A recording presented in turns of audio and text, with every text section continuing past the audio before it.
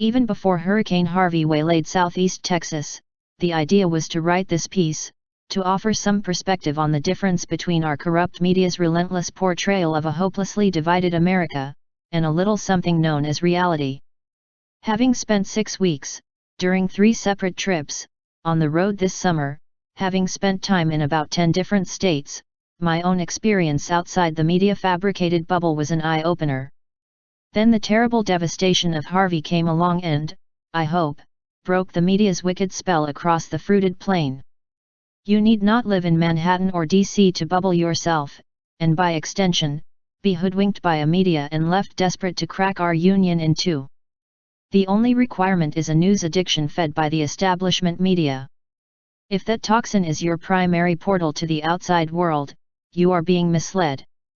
And I say this not from on high, but from experience. Through this media portal, we are always portrayed as being at each other's throats.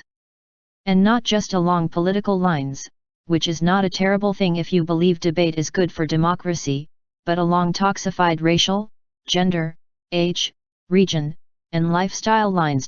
Basically, the media fabricates the following, that old white men, i.e. Trump supporters, are desperate to hold on to their privilege at the expense brown, black, gay, female, and young Americans.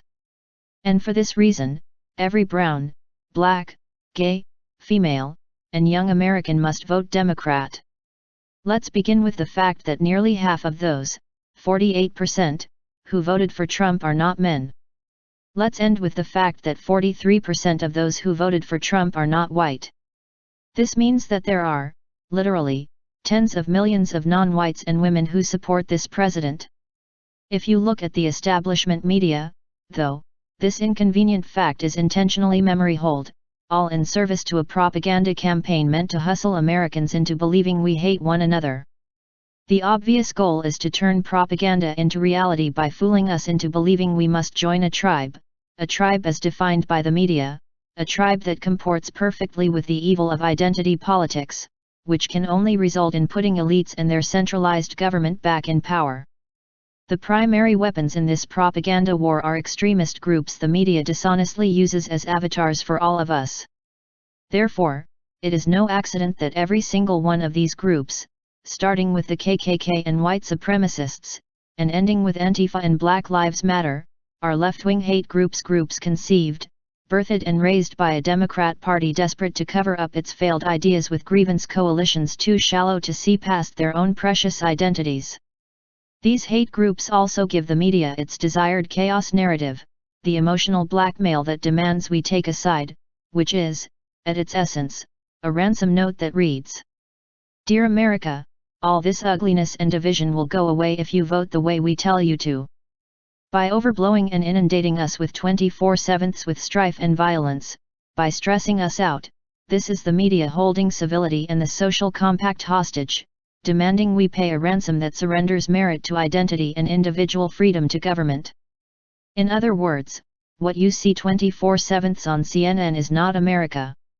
What you see on CNN, rather, is the America CNN wants to create through lies. The truth is this, even on a big news night, no more than about 7 million tune into all of cable news, and any amount of time spent in the real world is a revelation of just how little impact and influence the establishment media is having on our country. After 6 weeks on the road, after dozens of people in states as politically diverse as Illinois and South Carolina, Maryland, and West Virginia, I am heartened to report that the people in this country get along, live and work together, just fine.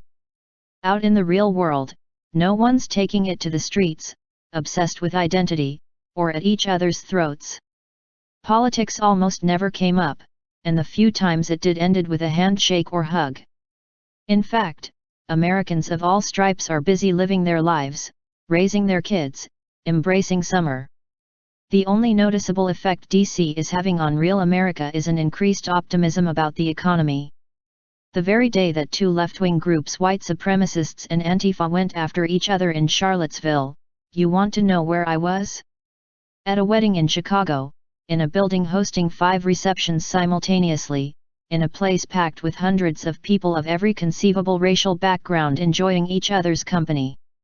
It was e pluribus unum on steroids. There was no tension, no awkwardness, no nothing other than Americans enjoying the fruits of hard work, family, friendship, and community. And then Houston happened. Good heavens, what a great country we are, what a great people we are. The very people who are ordered by the media to hate one another, blacks, Hispanics, whites, Southerners, instead helped, rescued, saved, consoled, and soothed one another. From out of state, the deplorables came, flying the flag of the Cajun Army, volunteering to risk their own lives to save a city that is much more black and Hispanic than not. What we are seeing in Houston is not the exception, is not the outlier.